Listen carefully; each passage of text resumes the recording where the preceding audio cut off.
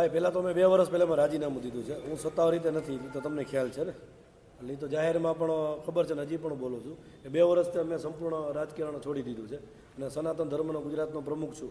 અને એક ગૌ માતાના જે સેવક તરીકે, ગૌ માતાના દીકરા તરીકે, અને જ્યારે 550 વર્ષ પછી પ્રભુ શ્રી રામ આવતા હોય તો એનો આનંદ અલગ હોય, અને એ અંદરથી જ આનંદ, એ કોઈ સ્વાર્થ, કોઈ રાજકીય ભવિષ્યનું કાંઈ એવું નથી. તો માત્ર સનાતન ધર્મના પ્રમુખ તરીકે, અને અમારા તો બાપ દાદાથી, મારા દાદા, મારા પૂજ્ય પિતાશ્રી તેમજ અમારા દ્વારા વર્ષોથી આ સાધુ સંતો અમારે ત્યાં આવે છે. આપણા મીડિયાના માધ્યમથી પણ રાજકોટના નગરજનોને પણ ખબર છે કે રાજકોટમાં કોઈ પણ સાધુ સંતો હોય તો સ્વાભાવિક છે કે એ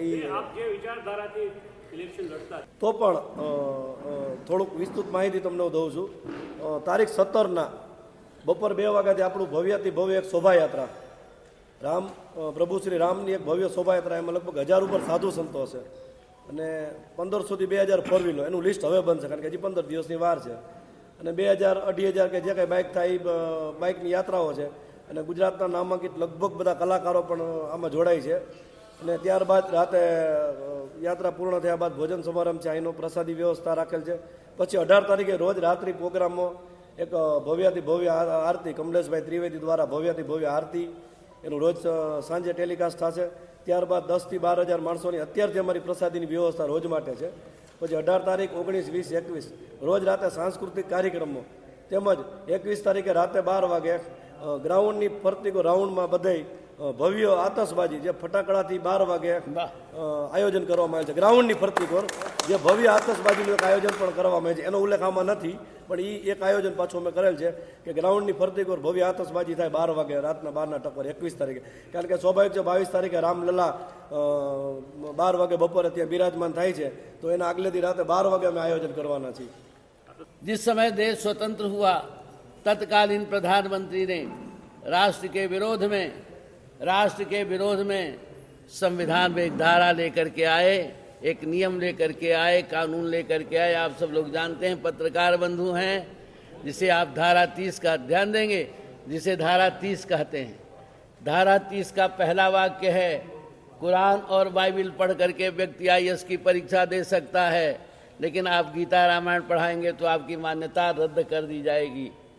उस समय गृह मंत्री जी थे सरदार वल्लभ भाई पटेल, विरोध किया, नहीं आ सका, लेकिन दुर्भाग्य था बेचारे बहुत जल्दी चले गए.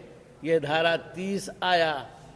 डॉक्टर अंबेडकर ने इसका बहुत बड़ा विरोध किया है, नहीं आना चाहिए, गलत है, ये राष्ट्र के लिए घातक है, लेकिन प्रधानमंत्री नहीं माने. संविधान में धारा 30 जोड़ा गया. इतना ही नहीं, मंदिर विधेयक आया.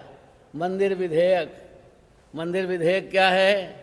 मंदिर विधेयक में लिखा है हिंदुओं के मठ मंदिरों में रिसीवर होगा, रिसीवर का पैसा सरकारी कोष में दिया जाएगा. जिस समय देश स्वतंत्र हुआ, पूर्वांचल के गरीबों के लिए, पूर्वांचल के असहायों के लिए, जनजातियों के लिए, आदिवासियों के लिए कोई शिक्षण संस्थान की व्यवस्था नहीं की. अगर किसी के पास कोई आंकड़ा हो तो मुझे बतावे कि शिक्षण संस्थान की कहीं व्यवस्था हो. ये सारी व्यवस्था ईसाई मिशनरियों को सौंप दिया गया. आप कहेंगे वो ईसाई मिशनरियाँ पेट्रो डॉलर के बल पर, आप कहेंगे विदेशी पैसों के बल पर. नहीं, बिल्कुल गलत बात है. पेट्रो डॉलर नहीं, विदेशी पैसा नहीं, हमारे मठ मंदिरों के पैसे के बल पर मंदिर विधेयक जो आया धारा 30 से, मंदिर विधेयक, हिंदुओं के मठ मंदिरों में रिसीवर होगा, रिसीवर का पैसा सरकारी कोष में दिया जाएगा और वह पैसा 60% ईसाई मिशनरियों को दिया जाएगा. शेष बचा हुआ पैसा मदरसों और बोलियों को दिया जा रहा है. ना हो तो जाकर दक्षिण भारत में देख लीजिए, एक करके मैं बता दूंगा, दिखा दूंगा, ये सत्य है. इस प्रकार से हमारे भाइयों को ईसाई बनाना शुरू किया. आज पूर्वांचल में मिजोरम पूर्णतः ईसाई है, नागालैंड पूर्णतः ईसाई है, अरुणाचल में 80% ईसाई है. मैंने सारी सीमाओं को देखा है, मुझे ज्ञात है. मैं उस स्थान तक भी गया हूँ जहाँ 4 देशों की एक साथ सीमा है. हमारे साथ, राष्ट्र के साथ, इन हिंदुओं के साथ, बहुसंख्यक हिंदुओं के साथ में किस तरह से छल किया गया. इतना ही नहीं, हम भूल गए महापुरुषों के बलिदान को, जिसने राष्ट्र के लिए सर कटाया, जिसने राष्ट्र के लिए बलिदान दिया, उन सबको भूल गए. हमें याद क्या रह गए? अय्यासों की कहानी हम आज बच्चों को पढ़ा रहे हैं. हम भूल गए श्री गुरु गोविंद सिंह जी महाराज को, उनके बलिदान को भूल गए। उनके पिता तेग बहादुर जी के बलिदान को हम भूल गए। दिल्ली में जाकर के सिर काटा गया उनका।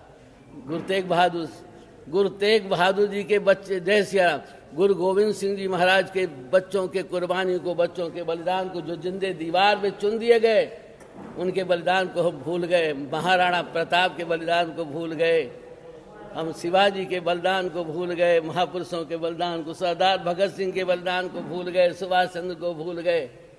आज भी दुर्भाग्य बस हमारे बच्चे अय्यासों का इतिहास पढ़ रहे हैं। अय्यासों का इतिहास पढ़ाया जा रहा है। हमारे लिए महान हो गया अकबर,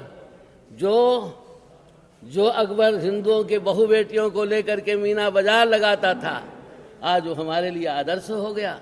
ये कब तक चलता रहेगा? आज भी हमारे बच्चे मदर टेरेसा को पढ़ रहे हैं।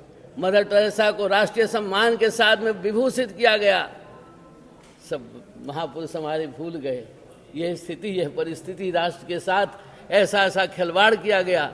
जो महापुरुष गर्व के साथ उठाते थे, जननी जन्म भूमि स्वर्गाद अभिगरीयसी, जननी और जन्मभूमि स्वर्ग से भी बढ़कर के होती है।